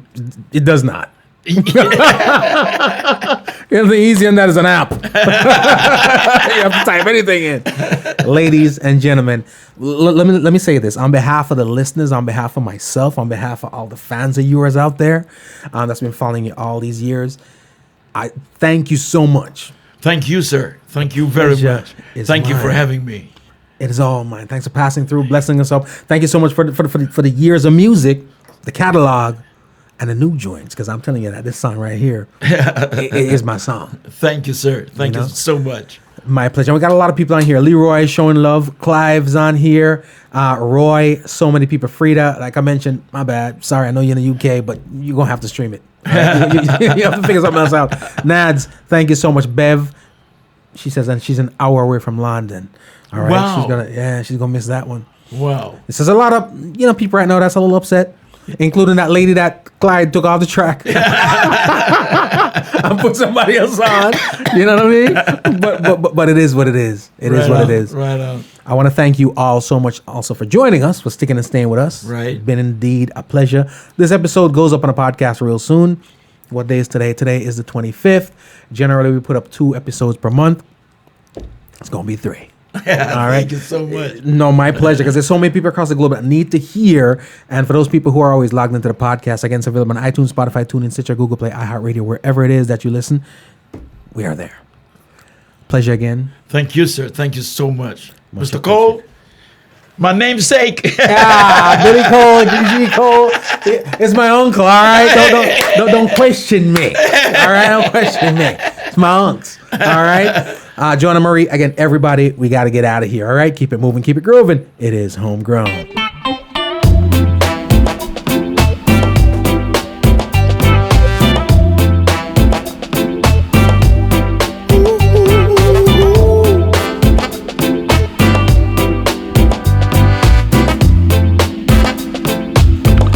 Frida, I'm sure there's a scalper or 2 outside the venue.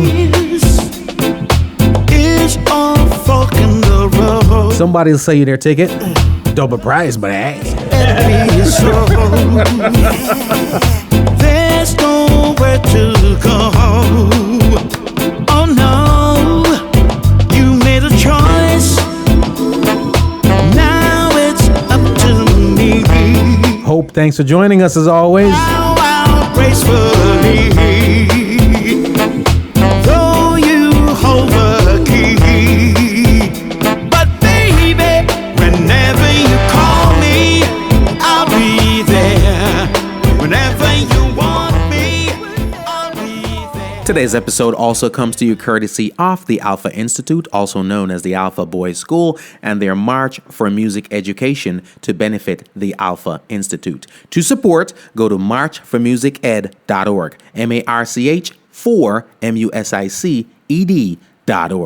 And there you have it. Thank you so much for tuning in. It has indeed been a pleasure. Please subscribe to the podcast, Homegrown with G. Cole, available now on iTunes, Google Play, Stitcher, TuneIn, Spotify, iHeartRadio, all your podcast platforms. Check out the website, homegrownwithgcole.com, to listen and for all things homegrown. To watch the video of these interviews, please subscribe to our YouTube channel, Homegrown with G. Cole. Remember, be safe, be kind, be good to each other. My name is G. Cole, and this is Homegrown. Nakikinika sa música, Homegrown with G. Cole. Estás escuchando Homegrown con G. Cole. 您现在正在收听的是 Homegrown with G. Cole. You're listening to Homegrown with G. Cole. Remember, all the music played here on the podcast Homegrown with G. Cole is available on iTunes, Spotify, and all your digital retailers. Please support the artists.